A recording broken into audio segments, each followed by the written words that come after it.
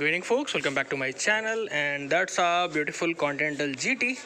Today we are going to discuss a thing or two about maintenance or upkeep of this motorcycle. Actually, it needs a little bit of care, and that's what I'm going to discuss with you guys. Actually, I have been seeing a lot of queries, not really on my channel, but on internet or for that matter Quora and other platforms regarding how really to store your bike in case if you are not really going to use for a prolonged time. Then apart from that, there were other things like once you are intending to start it, what are the things that you should be taking care of. So I'll be covering those things. You can consider this particular video for the benefit of say all the 500cc Royal Enfields or the fuel injected versions, specifically Continental GT and 500. So let's begin.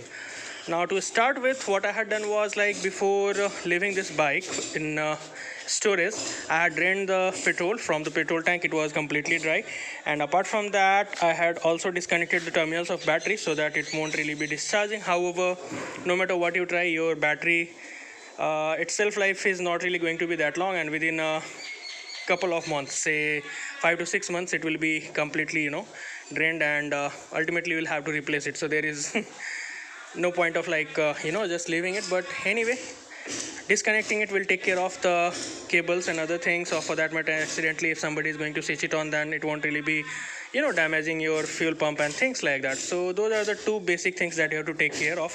Apart from that, you don't really need to do much. However, once you are intending to restart the bike, there are quite a few things that you have to take care of, and those are basically, you have to start with obviously installing a new battery, which I had done. Let me show it to you. Okay, so I have installed a Sonic SF Sonic, that was the brand, I guess. So that I had installed, and at the same time you have to apply copious amount of Vaseline. See that? So that has to be done so that the terminal won't go bad, and along with that there would be some trouble, and that certainly will be. So there's no escaping from that, and that is that you will have to either replace or clean the terminals of the relays. Else what will happen is, like, the power circuit which supplies power to your pump will be delivering far less voltage. You will need a multimeter to check that, and while I was trying to restart it, I found out that it was just supplying approximately 1.5 or something like that. However, the operating voltage for your pump is ranging from 11 to 15 volts, so it must be getting that much. And after troubleshooting most of the stuffs, I learned that the problem was over here. So I bought two relays from Royal Enfield and replaced them with a new one, and finally my bike starts really well. I will show it to you. So that's the thing that you have to actually do, and basically you'll have to replace the battery, then clean that thing, and obviously you will have to start the fuel pump. And before starting your fuel pump, you have to, let me switch it on.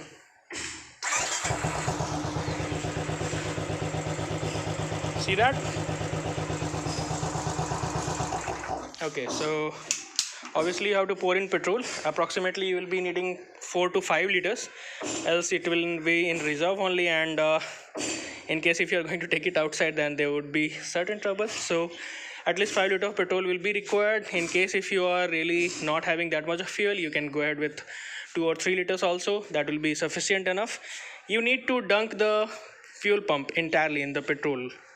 Like in case if you're having a lower amount of petrol, that is also perfectly all right. But in case if your pump is not completely dunked inside the level of petrol, then what will happen is, like, it won't really be getting cooled easily, and the chances of carbon brush getting damaged, or for that matter the fuel pump altogether getting damaged, will be a little higher. So to skip that, you can use a little bit more amount of petrol. Along with that, you'll have to lube a few points. You'll have to lube the chain, as I have done it, and then you'll have to lube these 2 points, because by the time you are storing it for more like say 6 to 7 months, it will be completely dry, and in case if you are not really lubing it properly, it may cause some difficulty. The lamps and other things won't really be creating much trouble. In case if your switches are kind of not really responsive, you can use WD-40 or for that matter any other cleaner, and that will take care of the same. So that's it, folks. I hope I covered the most of it, and I think that would certainly be guiding you guys. Also, I guess I told that, but I will be repeating this.